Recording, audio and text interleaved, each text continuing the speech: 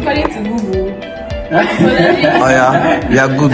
Hello, I'm with Marvelous Spontaneous Session. So, talk to us about apologies. Okay, so an apology is a feeling of remorse.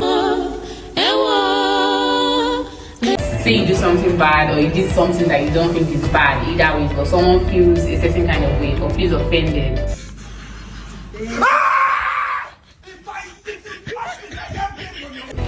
What you say to the person is more of an apology. It's like saying, I'm sorry, it won't happen again. Okay, how effective can apology be? Like, what makes an apology effective?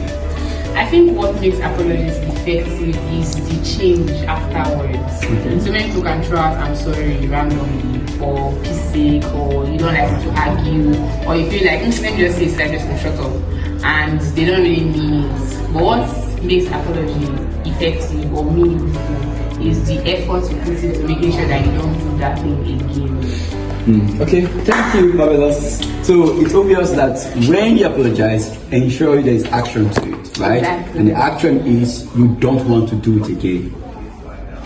Cool.